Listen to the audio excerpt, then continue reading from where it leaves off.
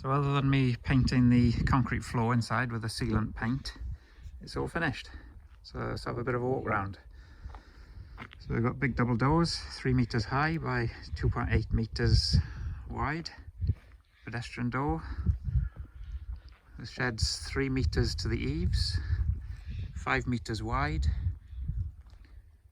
45 feet long, because it's got the standard 15 feet long bays, so 3 of those.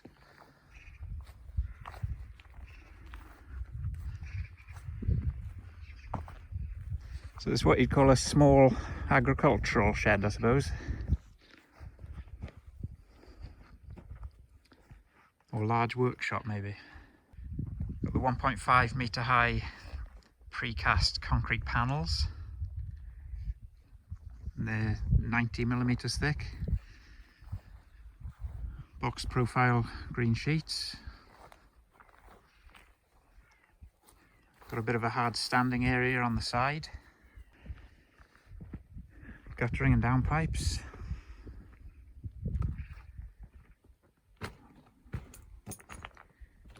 Six inches of reinforced concrete floor. It's got 3 light sheets on each side of the roof to let in plenty of sunlight. It's got some heavy duty timbers inside. Timber purlings. That's a wind brace there going across. The roofing sheets have got a felt lining on the inside, which will hopefully cut down on condensation, so I won't get drips coming down on any equipment that I'm keeping in here. So I'll find out how effective that is. I haven't seen any drips coming down yet when it's been wet outside, but I suppose I'll see that more in the winter when you've got a bigger difference in temperature inside and out. So I'll see what that's like. So it's quite a solid looking building, I think. I've got my tractor in here already. Hopefully that will hold off the rust on it. It's already got enough rust on the wheel arches and things. But that'll be kept dry now.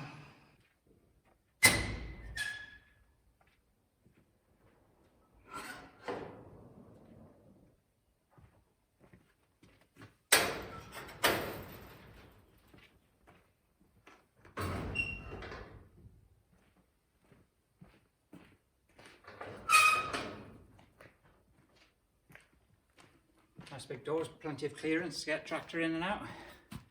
Could get a bigger tractor than that in there, but I can't see me getting a bigger one than that. But if you need to, you've got the clearance there.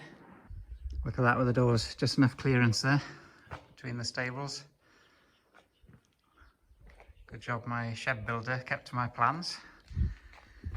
And got about 10 centimetres spare there, or less counting that end bit of guttering, but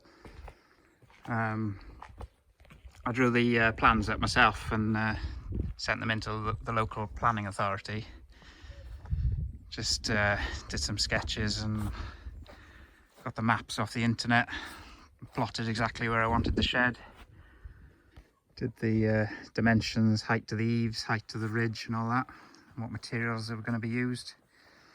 I wasn't actually going to put the shed there, I wanted to put it here. So it was, it would have been out of the view of the field a bit more, but you can still see most of the field. But my intention was to put it going that way off the yard, but it was suggested not to put it there, so I've ended up putting it up here, but it's worked out fine anyway. And I got this hard standing area at the side. I need to put those ladders away. That's where I'm going to reverse the tipper trailer right back here, and then the muck from the stables can go straight in the trailer then, and then drive it up the ramp. It's a little bit steep, but it'll go up it. Make sure my brakes are working well when I come down it. And as I've shown in the earlier part of the video, that's where all the excavated soil went. So there was a bit of a valley in the field here. So that's been levelled out quite nicely, so that's a bonus really from the shed build. The land's a little bit flatter and easier to maintain, and it's just a bit of a tidier shape now. We've reseeded it, so it's coming through slowly. It's gone a bit greener, so I'm looking forward to making use of it. It's been a sort of bit of a long-term ambition of mine, getting a decent shed for working out of, so this is ideal for me.